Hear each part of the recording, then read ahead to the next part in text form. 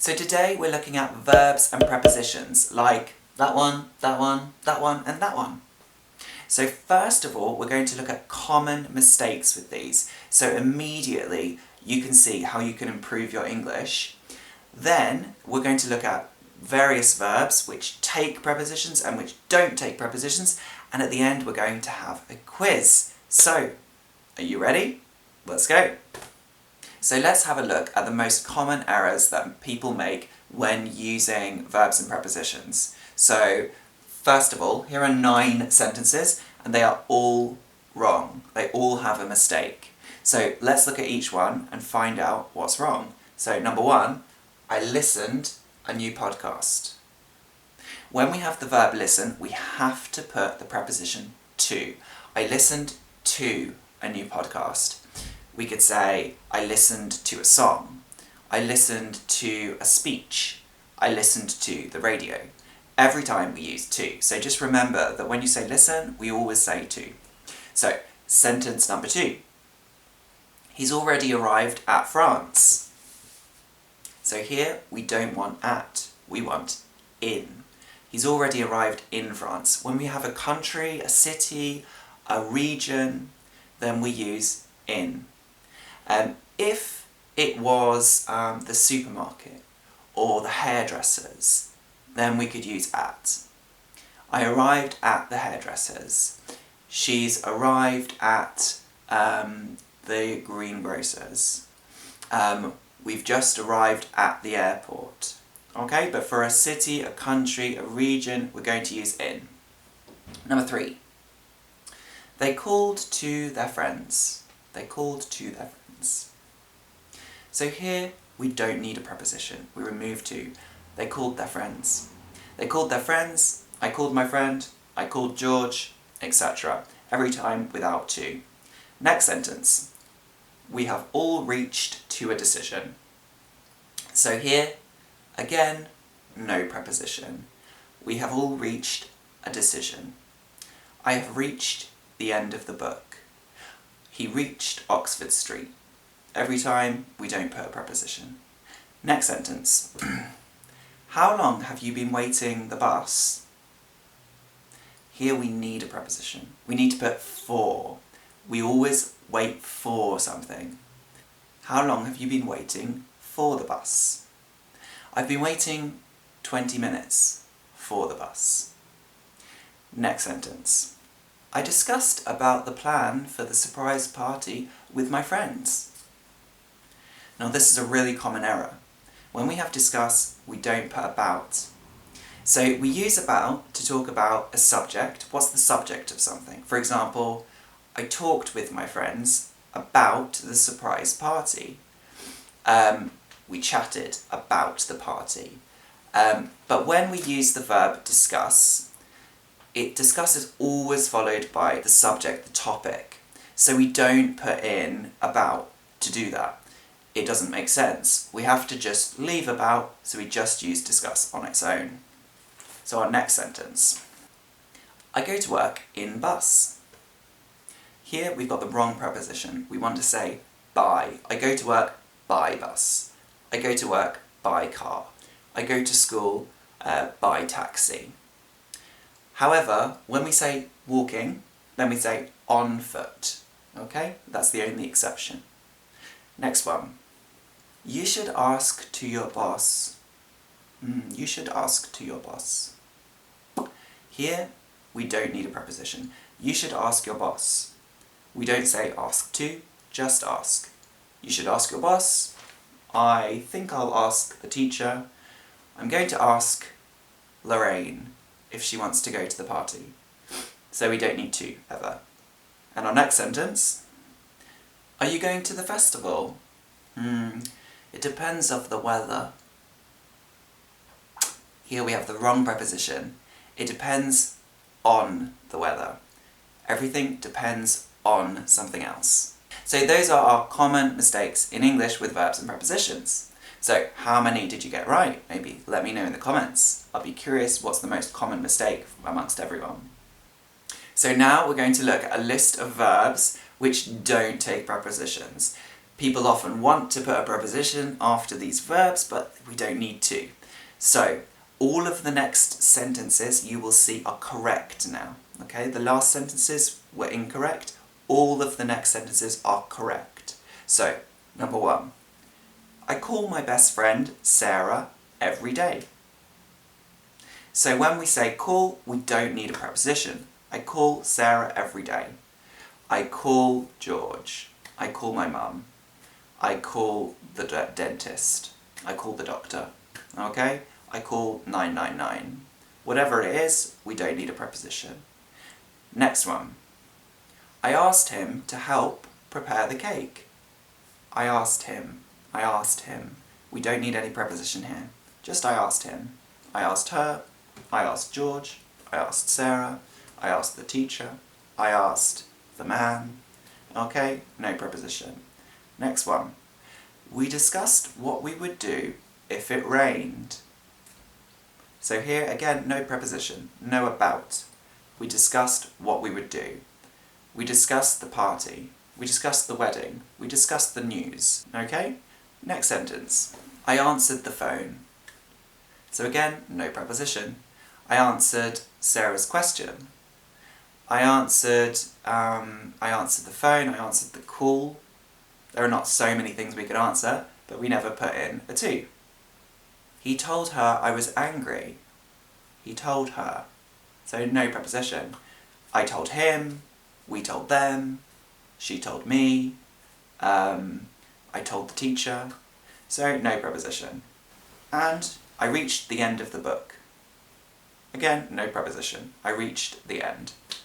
I reached Oxford Street. I reached the supermarket finally. Again, no preposition. So, all of these verbs, we don't need to put in a preposition. So if you're putting one in, then resist. Resist. Don't put one in. However, we can, with a few of these verbs, use the preposition about. If we want to introduce a topic or a subject. I called Tom about the wedding. So why did I call him? I called him about the wedding. Or I told Sarah about the disaster. Or I asked the teacher about the exam. So again, we can use about if we want to say what the subject is. But remember, with discuss, we don't say about. So now we're going to look at the verbs that always take prepositions. So let's look at this sentence. We are listening to music. So after listen, we always put to. So we are listening to music, I am listening to a song, the kids are listening to James tell a story, I'm listening to the teacher. Every time we put to. Okay? So our next verb is arrive. Now, depending on what we want to say, there are a few different preposition options. So, if we talk about a city, region or country, we'll say in. He arrived in France yesterday. They arrived in Berlin today. If we're talking about a year or a month, we'll use in as well. So they arrived in America in 1952. In May 1952. I arrived in London in June. Okay? Now, when do we use at? We use at if we're talking about a more specific, smaller location, usually. So, he's arrived at the airport. We've arrived at James's house. We also use at if we're talking about a time. I arrived at James's house at 6 o'clock. And finally we have on, if we want to say a day. I arrived in Berlin on Tuesday.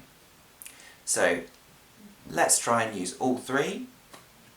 They arrived in France. They arrived in France. They arrived at James's house in France on Friday at 6 o'clock. Okay, so these are how we use these prepositions after this verb. Next verb. Now, go. Now, first of all, we can use to if we're talking about the destination. Where are we going? I'm going to the market. She's going to the park. We're going to Berlin. Okay? Now, we can say by if we're saying how do we go there.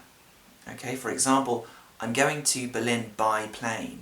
Or I'm going to Berlin by train. I go to work by car. I go to work by bus. I go home by taxi. So we use by every time when we're talking about how we get somewhere. Except when we're talking about walking. Then we say on foot. Now let's try a sentence using all of those. How about I usually go to school by bike, but sometimes if I'm up early, I go to school on foot. Okay? So let's look at our next verb, pay. Now, when we give money, we pay for something, okay? So I pay for the meal. No, it's okay everyone, this meal is on me, I'm paying for the meal. Okay? I pay for the plane ticket. I pay for the book. I pay for the CD. However, if we want to say who we pay, then we don't need a preposition. So I pay George. I pay Sonia. I pay the shop assistant. I pay the man. But then, what do I pay for? I pay George for the book. Now last of all, we can use with. And with is going to tell us what do we use to pay. So, for example, I pay for the taxi with cash. So, how do we pay something? We pay with cash or with a credit card or something. So let's try and use all of those together. So, how about I pay George, I pay my friend George for the taxi ride with cash. Okay? I pay George for the taxi ride with cash. I pay Amazon for my book with credit card. Okay? Our next verb is wait. Now wait, we always use with for. We wait for something. So, let's look at a sentence. They are waiting for the bus. They are waiting for their friends. They are waiting for Tom. I'm waiting for the teacher. I'm waiting for my students. Okay? Wait for all the time. We can also say wait on, but that has a different meaning. That's like a waiter in a restaurant waits on the customers. So if I'm in a restaurant eating my food, then the waiter brings food and brings drinks, and the waiter is waiting on us. So he's not waiting for us, he's just helping us. He's giving us food, he's giving us drinks, and he is waiting on us, which has a different meaning. Okay? But when we use wait normally, wait, I'm waiting for the bus, I'm waiting for my friends. It smells. Now, when we want to describe what something smells of, we use of. So, it smells of wet dog in here. It smells of cabbage. It smells of cigarettes. It smells of perfume. Now, if we don't use of, then we're saying what someone or what something is smelling. For example, the dog smells the ground. The man smells the flowers. So that's what they're smelling. Or I smell the food smells of chicken. Okay? Now our next verb is read. So when we say what we read, we don't need a preposition, like I read a newspaper, I read a magazine, I read a letter. Now if we want to say who we are reading to, who is listening, we can use to. The teacher reads a story to the children, or my student reads an article to me. Okay? So if we want to say who is listening, then we can say to. So let's look at this sentence. I read a book to him. I read a book to him. So we can also rewrite this sentence and not use a preposition, like I read him a book. I read him a book. Now, we can't say I read him if we don't put a book. We need a book in this sentence, okay? So we can say, I read to him. We can say, I read a book to him. And we can say, I read him a book. So if we already include what we're reading, then we can put that after and put the him near the beginning and remove the to. Okay? Now this applies to a few different verbs. So the next 3 verbs we can do the same thing with. So another example. I sent a letter to him. I sent a letter to him. So we can do the same thing. We can swap these words and say, I sent him a letter, and we remove the to if we make the sentence in this way. The next verb. I teach the alphabet to the children. I teach the alphabet to the children. Now we can switch it. I teach the children the alphabet, and in that one we don't need to put in the to. Next verb. I write a letter to my grandma. I write a letter to my grandma. Or, I write my grandma a letter. I write my grandma a letter. Now, in British English, we have to include the a letter in that second sentence. We must include that, otherwise it would be wrong. In British English, we can't say, I write my grandma. We can say, I write my grandma a letter. However, in some parts of America, it's quite common to just say, I write my grandma, or I write my friend. But in British English, this would be incorrect. So I will show you a sentence and read it, and give you 3 options. So you can decide which option is the correct one. Sometimes the sentence will already be correct, and sometimes you will need to add a word or preposition to complete that sentence correctly. So I'll give you 5 seconds for each sentence to decide on the correct answer, A, B or C. Okay? So the first one. I read a story him. I read a story him.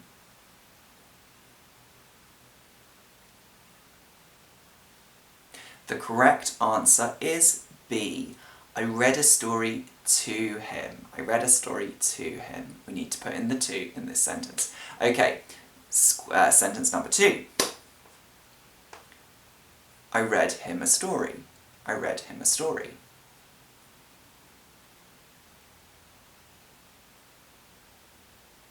So, the answer is A. Okay? We don't need to add anything. This sentence is already correct. Because we've rearranged that sentence, we don't need to put in the to when it's in this form. Okay? Sentence number 3. The house smells smoke. The house smells smoke.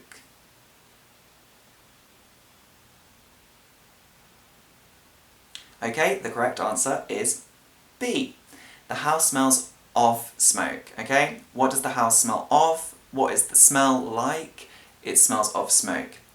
If we don't put in the preposition, we can say a sentence like, the man smells the flowers, or the dog smells the other dog. Okay? But if we want to say what's the smell like, then we put in of. Okay, next sentence. I'm listening Bob Dylan. I'm listening Bob Dylan. Okay, so the correct answer is C. I'm listening to Bob Dylan. Remember, we need to put in to with the verb listen. Next sentence. We arrived Berlin yesterday evening. We arrived Berlin yesterday evening.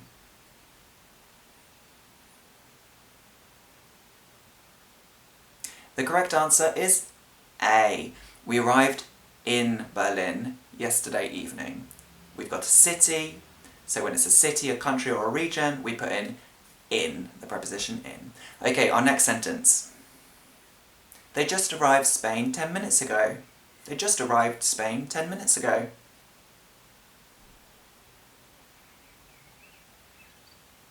So the correct answer is C.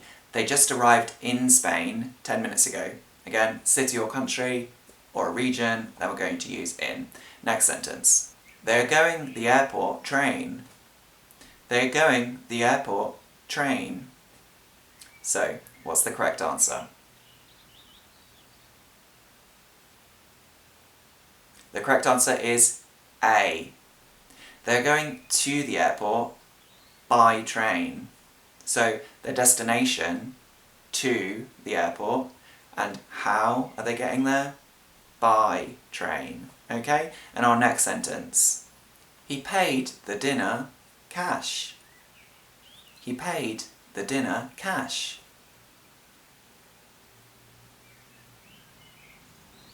Okay, the correct answer is B. He paid for the dinner with cash. He paid for the dinner with cash. Okay, so that's the end of the quiz.